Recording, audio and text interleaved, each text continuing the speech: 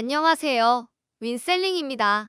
윈셀링 영상 교육 자료의 네 번째 내용은 SKU 상품을 등록하는 방법에 대해 알아보겠습니다.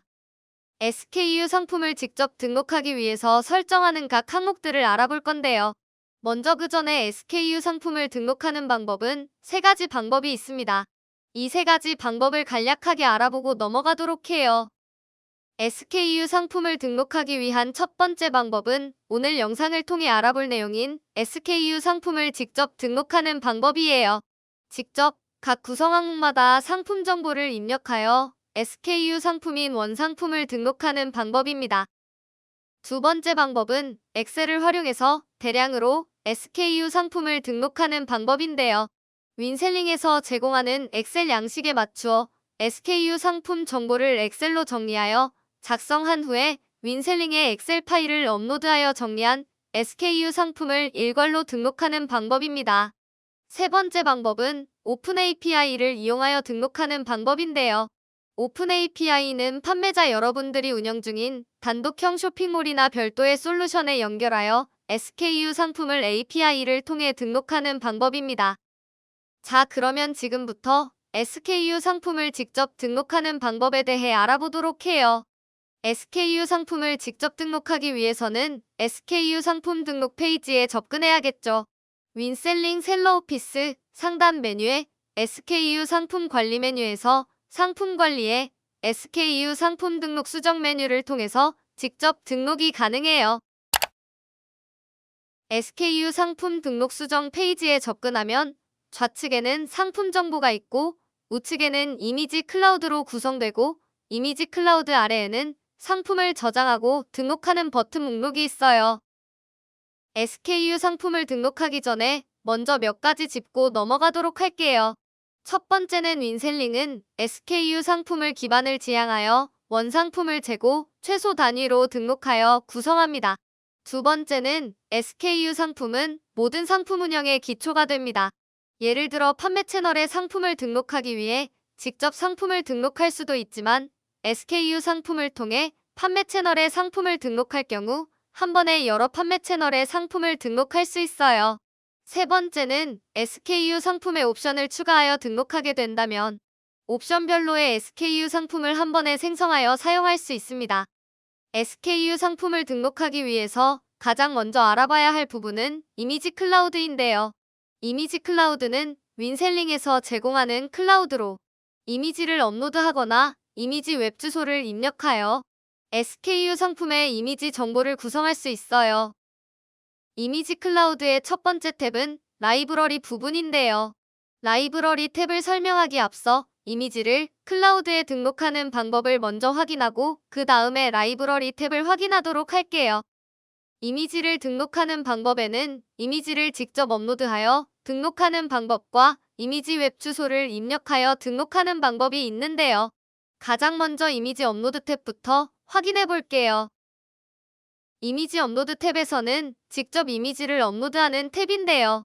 이미지는 JPG 이미지와 PNG 이미지만 업로드가 가능해요. 또한 한 번에 최대 20개까지 업로드할 수 있고 각 이미지당 최대 5MB까지 업로드가 가능하답니다.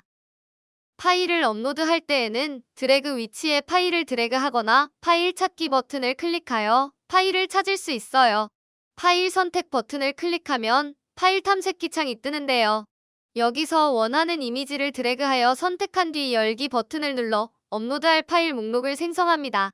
생성된 업로드 목록의 파일명을 확인하고 선택된 파일 업로드 버튼을 클릭하면 파일이 업로드되고 라이브러리 탭에 업로드한 이미지 목록이 생성돼요.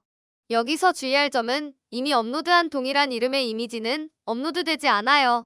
다음으로 이미지를 등록하는 방법은 이미지의 웹 주소로 등록하는 방법인데요. 이미 별도로 사용하고 있는 클라우드나 CDN과 같은 웹서버를 온라인으로 게시했다면 이미지의 웹 주소를 입력하여 해당 이미지를 등록할 수 있어요. 파일명과 이미지 웹 주소를 입력하고 입력한 이미지 등록 버튼을 클릭하면 이미지 업로드와 같이 라이브러리에 이미지 목록을 생성합니다. 이제 알아볼 항목은 바로 이미지 클라우드의 라이브러리 탭인데요. 이미지 업로드나 이미지 웹 주소 링크로 이미지를 등록했다면 라이브러리 탭에 이미지 목록이 생성되었을 텐데요.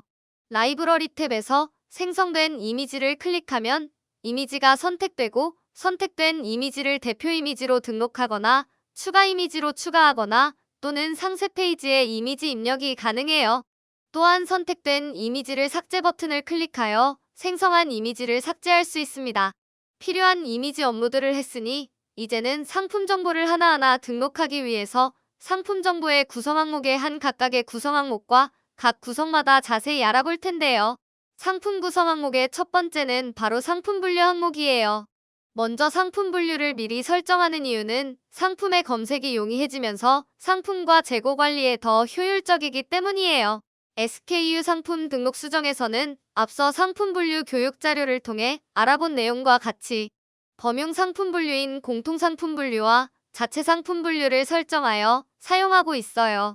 상품 분류를 설정하는 방법에는 두 가지 방식으로 지원하고 있는데요. 상품 분류명을 단계별로 선택하여 최종 상품 분류를 선택하는 방법과 상품 분류명을 검색하여 최종 상품 분류를 선택하는 방법이 있어요. 공통 상품 분류를 예로 들어 상품 분류명 검색 탭을 클릭하면 검색어 입력 텍스트 박스가 노출되는데요. 내가 검색할 검색어를 입력하고 엔터 키를 누르면 아래의 검색어와 비슷한 상품 분류명들이 조회돼요. 여기서 내가 설정하고자 하는 상품 분류를 클릭하면 선택한 상품 분류가 적용됩니다. 상품 분류 선택하여 적용하는 방법은 상품 분류 선택 탭을 클릭하여 상품 분류를 대분류부터 상세 분류까지 하나하나 단계별로 최종 상품 분류까지 선택하는 방법인데요. 대분류를 선택하고 최종 상품 분류가 선택되면 최종 상품 분류로 설정돼요. 여기까지가 SKU 상품 등록 시에 상품 분류를 사용하는 이유와 상품 분류를 검색하여 설정하거나 상품 분류를 선택하여 설정하는 방법에 대해 알아보았어요. 다음으로 기초 상품 정보에 대한 구성 항목의 각각의 구성에 대해 알아보도록 할게요. 기초 상품 정보는 상품명부터 상품의 가격까지 상품에 대한 기본 정보를 담고 있어요. 첫 번째는 상품명인데요. 상품의 가장 기초되는 상품명으로 최대 100자까지 입력 가능하고 실제 판매 채널에 노출되는 상품명이므로 상품명을 작성할 때에는 스팸성 키워드나 관련이 없는 내용을 입력하면 판매 채널에서의 페널티가 발생할 수 있어요. 또한 상품명은 판매 채널에서의 검색에 가장 기초되는 키워드 중 하나이기 때문에 상품명은 검색 키워드에 효율적으로 작성해야 합니다. 두 번째 구성은 오픈마켓 상품명인데요. 판매 채널마다 상품명의 길이 제한으로 인해서 100자까지 입력을 지원하지 않고 50자와 같이 짧게 지원하는 경우가 있는데요. 이때의 상품명의 길이로 인해 판매 채널 상품 등록에 문제가 생기지 않도록 미리 설정해두는 짧은 상품명이 오픈마켓 상품명입니다. 세 번째 구성은 발주 상품명인데요. 상품 재고를 관리하거나 주문의 발주 내용을 확인하기 위해 사용하는 상품명으로 재고 관리 시나 엑셀로 주문 목록을 다운받을 때에 노출되는데요. 발주 상품명은 상품을 알아보기 쉽게 짧게 구성하여 사용합니다. 네 번째는 상품 요약인데요. 실제 판매 채널에서는 잘 활용되지 않는 구성 중 하나입니다. 그러나 상품 요약 정보를 미리 설정해두고 상품 관리를 위해 상품을 간략하게 요약하여 설정하는 항목인데요. 최대 1000자까지 입력이 가능하고 추후 제공될 미니몰에서나 상품 상세 페이지에서 주로 확인이 가능해요. 다섯 번째는 요약 홍보 문구인데요. 실제 판매 채널마다 지원되는 내용은 많이 다르지만 특히 티몬에서는 필수로 입력해야 하는 항목 중 하나인데요. 상품을 홍보하기 위한 홍보 문구로 최대 50자까지 작성 가능하고 예를 들어 리뷰 이벤트 진행 중이라는 홍보 문구로 설정하여 상품을 더 소비자에게 유입시키고 쇼핑몰의 검색 부분에서도 활용되기 때문에 필수로 입력해야 하는 구성 중 하나입니다. 여섯 번째는 자체 SKU 상품 코드인데요. SKU 방식의 재고 관리를 위해 사용자가 설정할 SKU 코드를 입력하는 항목이에요. SKU 상품 등록 시 별도의 고유 코드를 발부하지만 고유 코드로는 상품의 간략한 정보를 알 수 없기 때문에 SKU 상품 코드를 SKU 코드화하여 상품을 간략하게 알아보기 쉽게 작성하는 것이 SKU 상품 관리에 더 효율적입니다. 일곱 번째는 판매자 내부 코드 1과 2인데요. 판매자 내부 코드는 자체 SKU 상품 코드 말고도 별도의 판매자 코드를 지정이 필요할 때 추가적으로 윈셀링에서 활용하는 내부 코드인데요. 별도의 내부 코드 1과 2 구성을 추가로 설정하여 활용할 수 있어요. 판매자 내부 코드의 사용 설정은 설정, 환경 설정, 상품 주문 설정, 메뉴에서 사용 설정이 가능해요. 8번째는 상품의 바코드인데요. 오프라인 주문을 위해서 상품을 바코드를 입력해둔다면 수기 주문을 입력할 때에 바코드 리더기를 통해 상품 수기 주문 조회를 조금 더 효율적으로 상품을 체크할 수 있어요. 9번째는 HS 코드 구성들인데요. 국제통일 상품 분류 체계에 따라서 해외로 거래되는 무역거래 상품을 총괄적으로 분류한 상품 코드를 이야기해요. 우리나라 관세청의 HS 코드와 글로벌 HS 코드가 조금 다르기 때문에 각각 따로 입력할 수 있어요. 만약 해외로의 판매를 진행한다면 HS 코드의 설정은 필수적이겠죠. 10번째는 상품의 규격과 재고의 단위인데요. 상품의 규격과 재고의 단위는 재고 관리를 위해 사용되는 필드들이에요. 상품의 규격은 제품의 재료나 품질 또는 모양, 크기, 성능에 대한 표준을 입력하는데요. 예를 들어 신발의 경우 220m에서 300mm의 신발 사이즈 규격을 입력하면 됩니다. 또한 재고의 단위는 상품의 재고별 단위를 이야기해요. 신발의 경우에는 켤레가 재고의 단위가 될 수 있는데 만약에 박스로 신발별 포장되어 있으면 박스가 재고의 단위가 될 수 있어요. 기초 상품 정보의 마지막 구성은 바로 기본 판매가와 공급가, 그리고 공급사 설정인데요.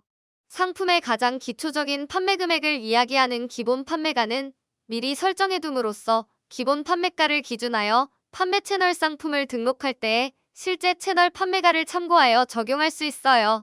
또한 공급가를 미리 설정해두어 실제 상품에 공급받는 금액과 비교할 수 있도록 사용되고 정산 시의 각 재고에 따라 등록된 공급가에 따라서 실제 마진 계산이 이루어져요.